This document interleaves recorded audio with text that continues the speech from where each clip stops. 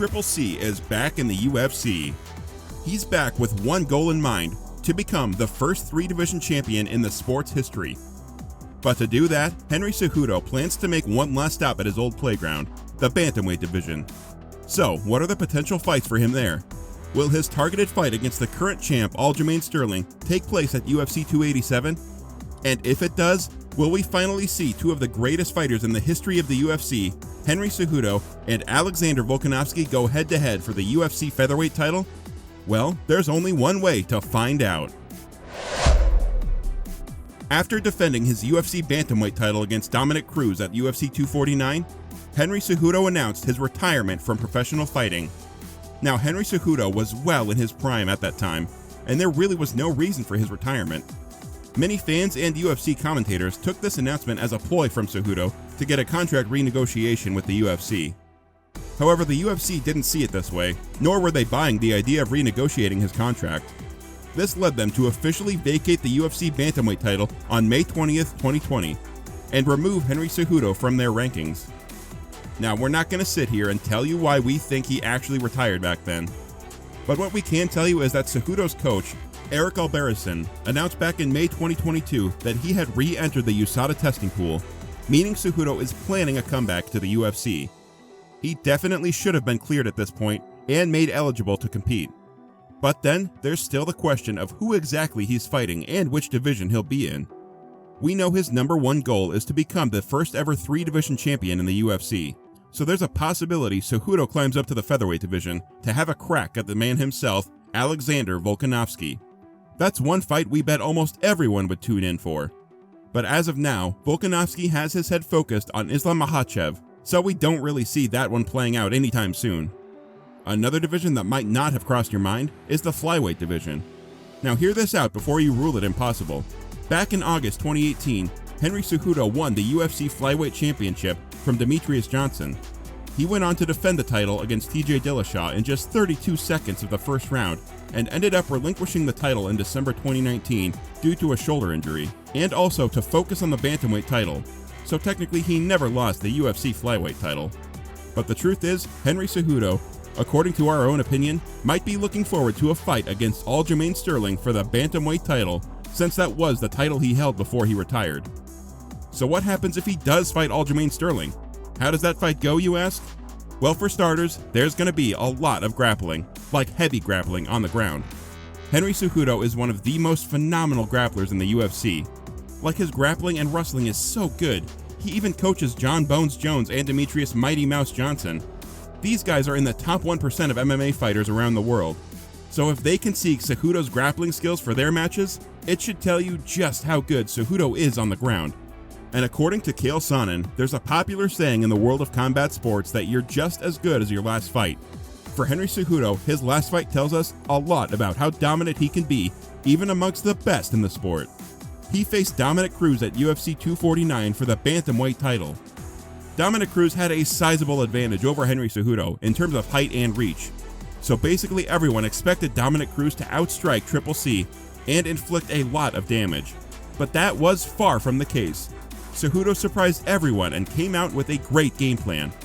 He tore Cruz apart with his blazing leg kicks and attacked Dominick with a combination of strikes. During one of the exchanges in the second round, there was an accidental clash of heads, and the referee stopped the fight. CEJUDO's head was bust open, but after getting cleared by the medical team, the fight resumed. In the dying seconds of the round, CEJUDO landed a vicious knee and dropped Cruz. Thereafter, he delivered a barrage of big ground and pound strikes, and referee Keith Peterson quickly stopped the bout. This was just one of those moments where we knew Triple C was unstoppable and definitely at the peak of his career. But on the other hand, Sugar Sean O'Malley believes Aljamain Sterling is better on the ground. Now, why does this matter? Or why are we even considering his opinion? Well, it's because he might have a point. Not that we think he's outrightly better than CEJUDO on the ground, but his grappling skills are very underrated. Aljamain holds a black belt in Jiu-Jitsu under BJJ phenom Matt Serra. He was also a collegiate Division III wrestler, so when it comes to taking the fight to the ground, and also trying to take CEJUDO's back. But let's face it, it's almost impossible to see Aljo winning a grappling fight against Triple C.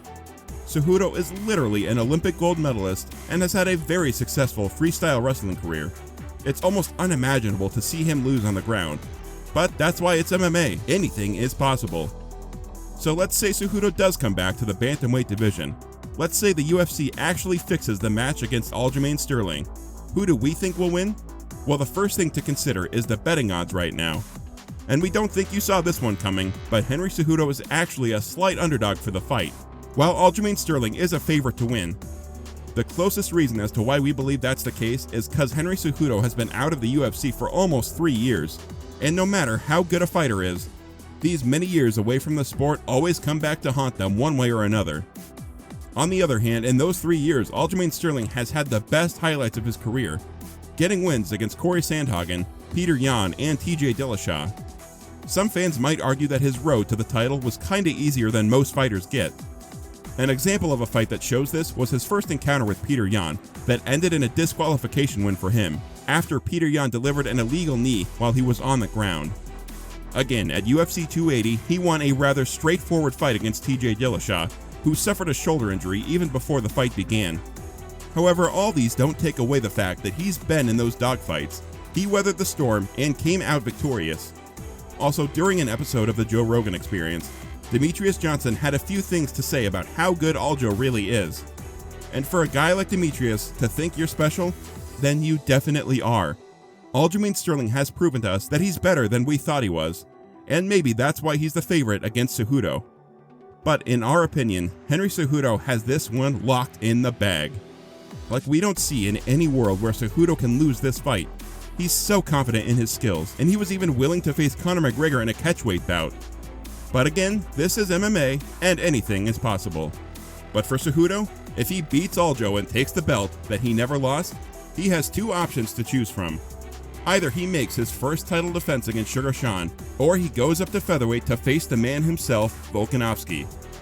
Like we said at the beginning, his goal is to become the first ever 3-division champion, and all he needs to accomplish that goal is to get past Volkanovski. But right now, Volkanovski is also looking forward to making history with his fight against Islam Makhachev coming up at UFC 284 in Australia. If Volkanovski wins that fight and solidifies himself as the #1 pound-for-pound fighter in the world, the next great fight will be the one between himself and Cejudo for Cejudo's chance to take away his featherweight title. That's another fight that many fans would also be interested in.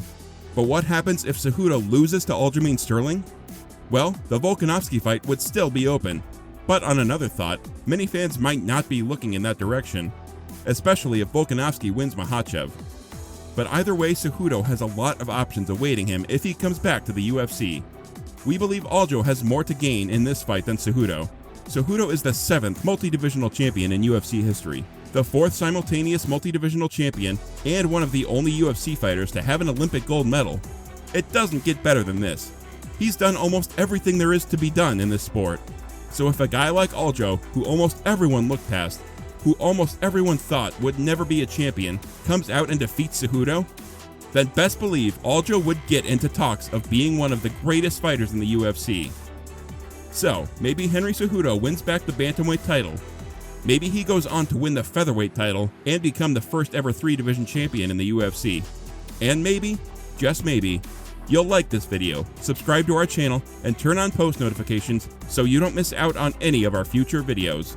Thanks for watching, and do check out these other videos shown on your screen. Bye for now.